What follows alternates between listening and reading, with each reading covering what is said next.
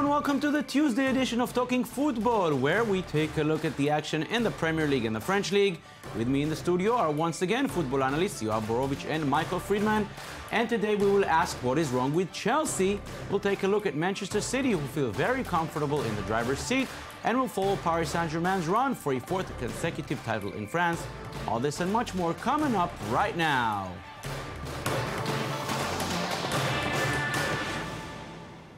We begin with the Premier League and with Manchester City, who are very happy with the way the season has begun. 4 games, 12 points, 10 goals in favor, none conceded. All is great. The latest win came this weekend, beating Watford 2-0 at home. Raheem Sterling scored his first goal for the citizens early in the second half. Fernandinho followed shortly after. And manager Manuel Pellegrini knows the secret is how to find different solutions for different teams. We played this game exactly in the same way we played the other 3 games. As a very consistent team, we have different rivals in the 4 games, but we make always we found the solution, especially today, that in the first half we didn't create many chances because Watford defends very well. That's why he drew the other 3 games. So in that sense, I'm very happy about that. Yoav, it's not only the fact they win, they make it relatively easy, don't concede any goals. Something seems to be flowing right at the beginning of the season. Very right. They scored 10 goals, they conceded 0. It's not only that they win beautifully. Manchester City, really, they have it all. They have the technical ability, they have the depth, they have the togetherness, they have the toughness, the athletic ability. They have the coach, they have the system, and they have the fans that are very excited because still, let's not forget, those fans didn't see a championship for decades and decades until a few years ago. So really, you know, until now, there was a sense that if Sergio Aguero is going down, this team is in real trouble. But even now, they have so much talent in the midfield. And now they got Winfred Boney also. They got De Bruyne, they got Otamendi. They have David Silva playing the best football of his life. So really, Manchester City are a joy to watch, and I think they're heavy favorites to win it all, although the season just started. And Michael, you have mentioned the fact that they don't rely on Aguero. Maybe that's a big change from last season. They scored 10 goals so far. Only 1 came from Aguero. That's a big difference. As you said, Aguero has only scored 1 goal, but the goals are coming from all over. Each match they're scoring, winning 2-0 or 3-0, and they're coming from everywhere. You see Nasri, Silva, Sterling, Yaya Toure, Kolarov, they're all scoring. Fernandinho, company, everybody's getting into the mix. So last year when they were very dependent on Aguero, when he got hurt, that was very problematic for the team. So it is important for this squad to rely on not just one player, but really have depth. And right now you see the depth. They now brought in De Bruyne, so they're looking bigger, stronger, and a championship side. Yeah, that definitely looks good for Manchester City. Their city rivals, Manchester United, were hoping to stay close, but Swansea had other plans. Juan Mata may have scored first for the Red Devils, but Swansea reacted with 2 of their own to win the match 2-1. United's manager did not really like the questions he was asked following the game about his goalkeepers.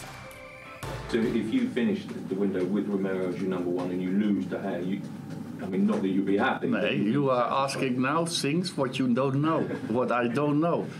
You think you are smarter than I, but it is not like that. I'm sorry. Guys, thank you.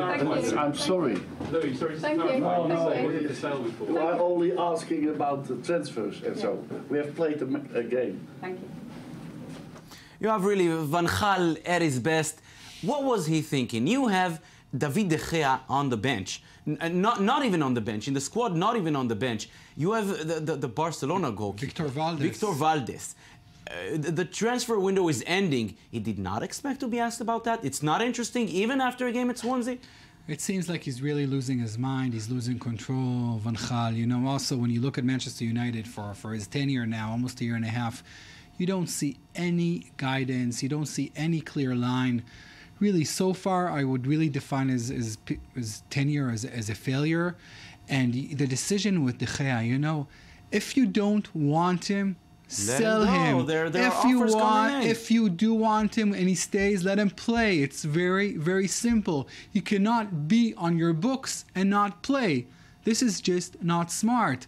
And also with Victor Valdes, Victor Valdes was a great goalkeeper in Barcelona for many years, a top-notch goalkeeper. Why do you bring him if you don't count on him? If you don't count on him, why does he stay? Why you don't let him go? Why you don't just and bring some other top goalkeepers, not Sergio Romero? I don't want to blame Sergio Romero. Obviously, yesterday, the winning goal of Swansea, a lot of goalkeepers would have stopped it. But it's not about Romero. It's about Van Gaal. It's about his acquisitions. It's about just the way that Manchester United is run since Alex and Ferguson's departure, because you don't know who's making decisions, who's making professional decisions, whether it's Ed Woodward, whether it's Louis Van Gaal. The team spent more than £300 million since Fergie left. Where is it? More than that. Where is the money? Where is the ability? Why does Wayne Rooney play by himself in the front? Why, after Ander Herrera and Fellaini having such a strong ending for the last season, not starting almost every game now? Ashley Young had a good season. He's not starting. Just so many mistakes with Louis van Gaal. Doesn't look good, and it was a terrible weekend for Manchester United. It's been even worse for Chelsea and Liverpool. It may look like a surprise on paper, but it's not really surprising when you see what Chelsea have been up to since the beginning of the season. Michael Friedman with a story. The Premier League has already featured disappointing starts for clubs who hope to be title contenders, but this is probably one of the worst. Chelsea were looking to make a statement after lifting the domestic league trophy last season, but have done the opposite with their terrible struggles in August. After 4 matches, the Blues notch up only 4 points, drawing to Swansea in their opener, losing to Manchester City, an unconvincing win against West Bromwich, and finally a shock loss to Crystal Palace at home. Chelsea have dominated at Stamford Bridge over Mourinho's 2 reigns as manager, and at his 100th game in charge at home, Crystal Palace would hand him only his 2nd ever home defeat. The latest loss was unexpected for Mourinho, who knows his team and himself were not at their best. I cannot say that I had 11 players at the same time performing. To be fair, 2 or 3 of them, the individual performance was far from good, and I blame myself for not to change one of them, because I kept him in the game for 90 minutes, and when I made the 3rd change, I realized that I needed a 4th. And I don't have a 4th. Another club to face an embarrassing Week 4 defeat at home is Liverpool. Brendan Rodgers escaped sacking last season, but may have found a new low after his side lost for the first time at home to West Ham in 52 years. With their next match against Manchester United, the Reds will need to do everything to erase a 3-0 defeat to the Hammers. For us, we hope to be better, our own performance level, and there'll be lots of games like that, I'm sure. So we've got to find the way in the training field in order to keep that patience, to dominate the ball, to circulate the ball quicker, in order to exploit it. And that's the nature of the season. A long way to go yet, and that'll be the job. While Chelsea's title defense was not supposed to start this way, and Liverpool's expectations have taken a tumble, the question remains whether either side will be able to compete against Manchester City, who remains undefeated thus far. But Mourinho feels that despite their run and his team's poor performance, everything is still possible. Good morning. And they started well, very well. But last season Chelsea started the same or better, because we won 7 or 8 consecutive matches. And we arrive in the 1st of January with the same points as other teams. So the start is good. When the start is good, but doesn't mean that you are going all the way. With the Premier League now off for a week due to international qualifiers, the Blues and the Reds will have to reevaluate themselves in hopes of bouncing back from a disastrous weekend. You have Chelsea conceded 32 goals the entire last season. They've conceded 10 so far. They'll be in this pace. They'll be in 32 by Christmas. Their defense cannot look like this. That's what happens when Petr Cech is gone and Courtois is dismissed. And yes, the defense is not that great. And also Chelsea has a problem with scoring enough goals. You know, Diego Costa is not playing at his best. They don't Drogba left, Remy still didn't get into top shape. They don't have a lot of options up front. They're a very strong team in the midfield.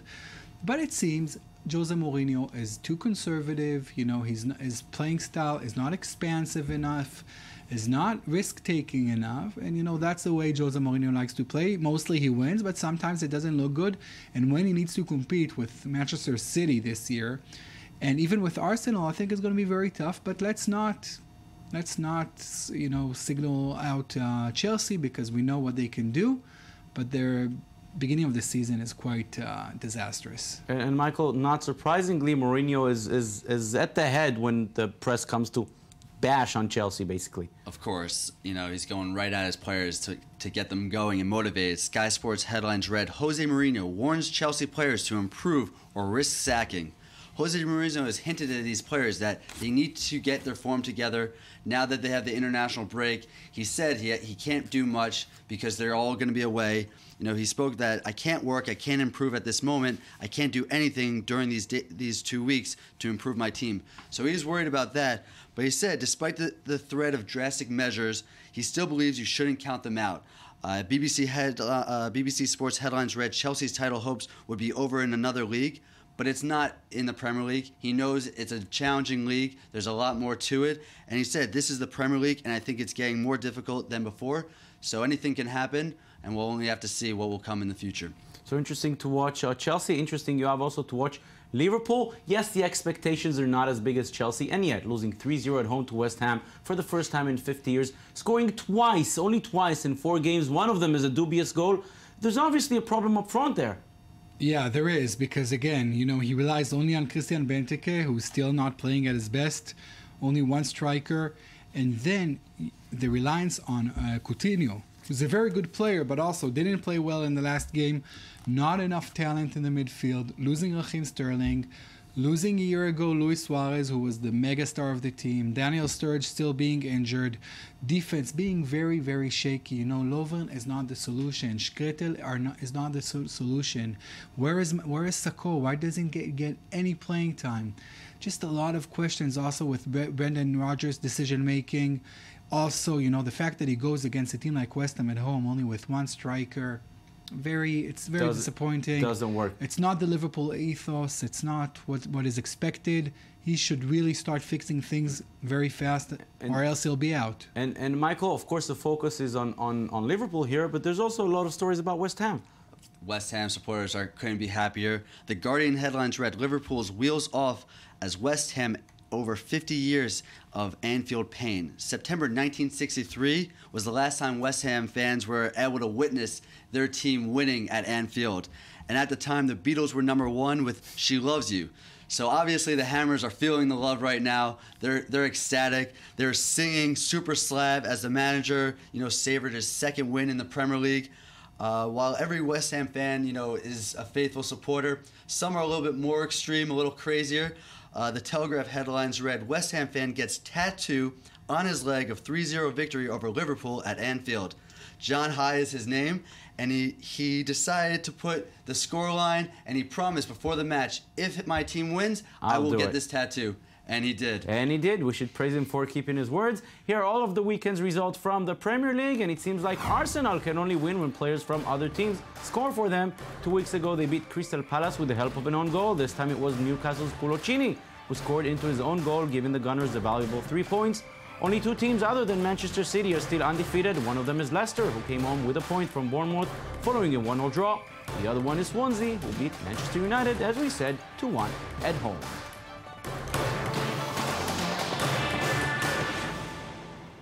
We turn our attention now to France, and here are the results from matchday number 4 this weekend.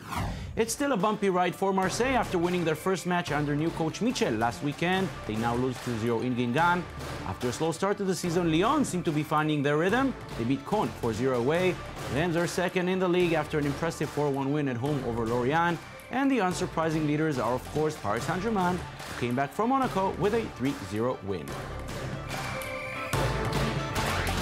Yoav, it seems like Paris Saint-Germain is doing a Bayern Munich to this league as early as match day 4. They're way above Lyon, Marseille, Monaco. It's a given thing. Yes, it came down to this. Paris Saint-Germain winning the last 2 championships, being a very strong team. And now, they're so dominant. They got Di Maria, who's also had a good game. They have all the stars. They have all their money. The other teams don't have enough. It's going to be very difficult to compete with Paris Saint-Germain. You can rattle them sometimes, but, in the course of a season, just going to be very tough to... Without Zlatan scoring, that's where they are so far. Yes, yeah, because they have a lot of good players. This team eliminated Chelsea last year, eliminated Jose Mourinho at the bridge. It's a very, very... Talent everywhere. Yes, talent everywhere. They fought Barcelona twice. They're a very strong team, and I think Paris Saint-Germain will just continue. They have the same coach. They have this continuity factor also going for them now. And so it seems like the real struggle is in Europe and not in France. Yoav Borovic, Michael Friedman, thank you very much. And that's it for Talking Football this week. Join us again next week for a summary of the international qualifiers. Till then, thank you for watching.